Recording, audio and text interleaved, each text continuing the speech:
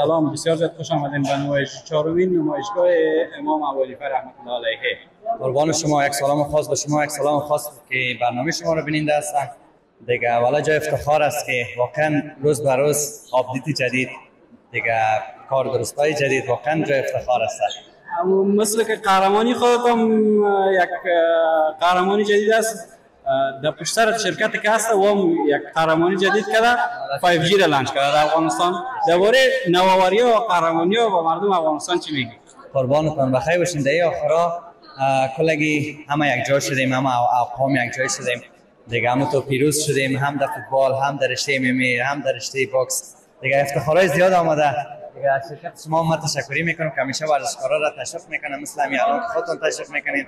یک معلومات اگر در مورد این مسابقه قهرمان شدی بودی به ما. قربانتان بخیر باشین. یک فایت چالنجی بود که فایت تاریخی بود دیگه، که دو تا سه تا افغانای ما را شکست داده بود که خوشبختانه رفتیم و اما انتقام پس گرفتیم. از کجا چی رقم؟ دیگه از افغانستان رفتیم در پاکستان، اما پاکستانی که چالش داده بود اما را شکست دادیم و اومدیم.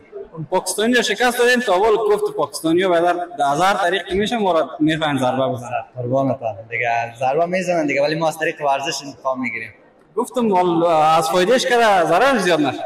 نه دیگه انشالله که این کار کردیم که در تاریخ پاکستان هم ثبت شده بود. فایت ما قهرمانی را به هر قیمت قبول داریم، اما تو نیست؟ بله سر، بله سر دیگه. قربانتان رجبی صاحب محترم، در مورد نمایشگاه بین‌المللی افغانستان فعلا که حضور داری برام بگو. قربانتان ما اولین بار است دیگه اومدیم، همیشه ایران میباشیم، همین قسم نمایشگاه بود، ولی فعلا ما که میبینم این از ایران که خوبش واقعا دیگه واقعا جای افتخار است دیگه. همون رقم ادامه بدن، پیشرفت بکنن، روز به روز آپدیت‌های جدید دیگه. افتخار است، من افتخار میکنم واقعا این کشورم است. یک تعداد ایرانی‌ها، پاکستانی‌ها، مردم جهان فکر میکنن، مردم غریب ما را که میبینن اونجا فکر میکنن که کل افغانستان هم تو خشه خود بود. نه بر از چی گفتنی دارید در مورد افغانستان؟ بابا گفتنی همین است که نباید کسی را مقایسه کنن، دست کم میگیره. افغانستان هم یک کشور قدرتمند است که این قسم میبینم یک قسم در جهانت نخواد رقم گام باشه. بسیار تشکر رجبی صاحب بزرگوار. با پیامت به مردم افغانستان چی است؟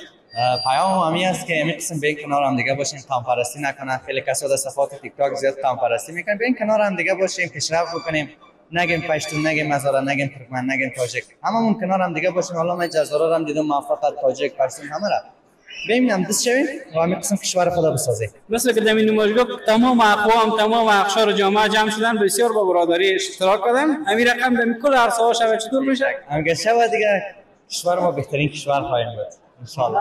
پیامت به امارات اسلامی چیه؟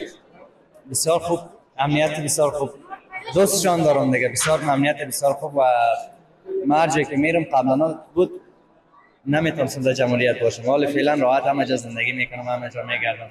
پیام همین است که همین قسم ادامه بدن، ما راضی هستیم. حالا قهرمانای ما تهدید نمیشن نه؟ چرا؟ مرا بسیار تشویق کردن، به اندازه هیچ ورزشکار تشویق نشد طرف. تشویق نه، تهدید؟ نه فعلا نه، هیچ امکان نداره. الحمدلله. بسیار تشکر از خودت. سلامت باشید، بخیر باشید.